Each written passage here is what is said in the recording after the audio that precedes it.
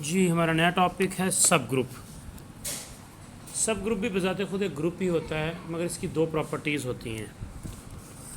अगर जी आपके पास एक ग्रुप है अंडर स्टेरिक ऑपरेशन स्टेरिक में, तो एच सब ग्रुप कहलाएगा इफ़ एच सबसेट हो जी का और एच बजाते खुद भी उसी ऑपरेशन के तहत ग्रुप,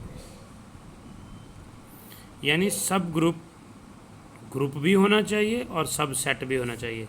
सब सेट भी हो और ख़ुद भी ग्रुप हो तो वो कहलाएगा सब ग्रुप। जैसे set of integers is a subgroup of set of rational number, set of rational number is a subgroup of set of real number. आगे एग्जांपल्स और भी आ जाएंगी। ट्रिवियल सब ग्रुप, दो सब ग्रुप तो लाजमी होंगे, जी इटसेल्फ और आइडेंटिटी।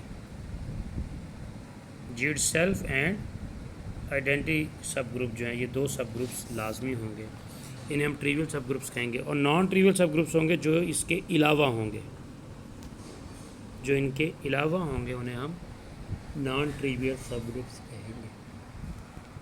जैसे कि ये एग्जांपल है 1 - 1 एटा माइनस एटा। अब ये ग्रुप है, हमने पिछले एक्सरसाइज में ये एग्जांपल पढ़ी थी कि ये ग्रुप है under multiplication.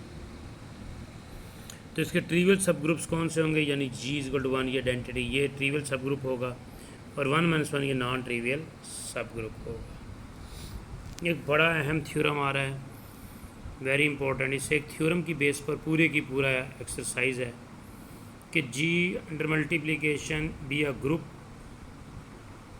Then a non empty subset H of G का सबसेट है, इधर सब ग्रुप वो सब ग्रुप होगा if and only if for all a b belongs to H then the element a b inverse belongs to H. मैं इसकी statement की मज़ीद वजाहत थ्योरम के एड में करता हूँ, सिंपली उसकी बता देता हूँ कि एच जी का सबसेट है, नॉन एम्प्टी सबसेट है H of G, H G का नॉन एम्प्टी सबसेट है। अगर यह सब ग्रुप हुआ तो ये रिजल्ट ज़रूर होल्ड करेगा। इफ़ एंड ओनली इफ़ दोनों तरफ की साइड होगी कि अगर ये एलिमेंट्स हैं तो ए बी इनवर्स बिलोंग करेगा एच को। अगर एच सब ग्रुप है तो ए बी इनवर्स ज़रूर एच को बिलोंग करेगा। सपोज़ कर लिया कि जी ग्रुप है, जी उसने दिया हुआ है, और हमने ये सपोज़ कर लिया कि एच सब सेट है जी का और H does not equal to 5 यानी नॉन एम्प्टी है। ये गिवन स्टेटमेंट है कि जी ग्रुप है, एच नॉन एम्प्टी सबसेट है।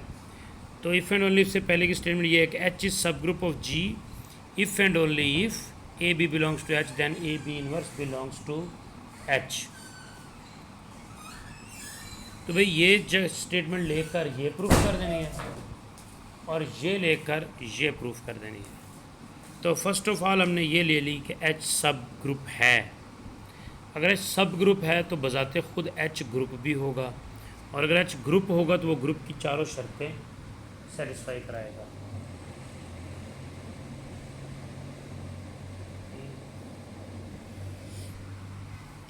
एच अगर सब ग्रुप है जी का तो वो खुद भी ग्रुप होगा, खुद ग्रुप होगा तो वो कंडीशन पूरी करेगा। सपोज़ किया कि एच सब ग्रुप ऑफ जी है तो एच इज सेल्फ ग्रुप होगा। ग्रुप होगा तो ए और बी अगर उसके एलिमेंट्स हैं तो बी का इन्वर्स भी होगा और होगा भी एच के अंदर, क्योंकि वो ग्रुप की शर्त है।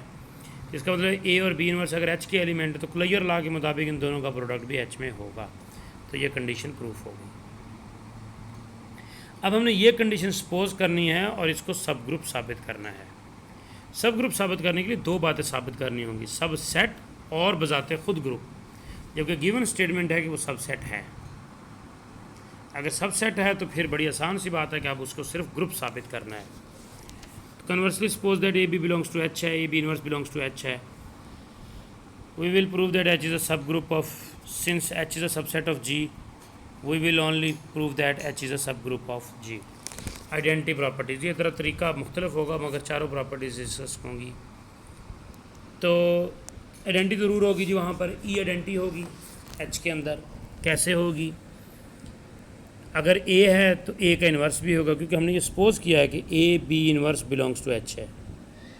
अगर दो एलिमेंट है तो उनका एक और दूसरे का इन्वर्स, तो अगर ए एच का एलिमेंट है तो फिर ए और दूसरा उसका इन्वर्स ये दोनों एच में होंगे।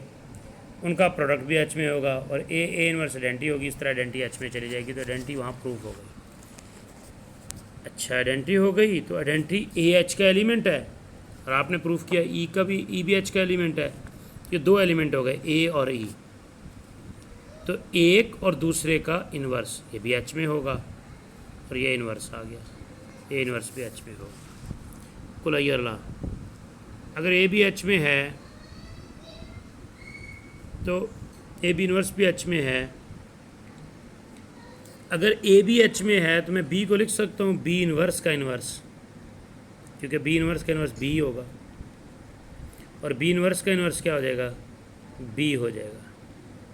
या यूँ समझ लीजिए कि एच के दो एलिमेंट लिए, एक लिया ए और दूसरा लिया बी इन्वर्स, एक एलिमेंट ए और दूसरा बी इन्वर्स, तो कंडीशन क्या है, पहला और दूसरे का इन्वर्स, जबकि दूसरा हमारा क्या था, बी इन्वर्स, वो बी इन्वर्स का इन्वर्स हो जाएगा। तो इस तरह ए बी बिलोंग करेगा तो ये क्लियर ला होल्ड कर जाएगा।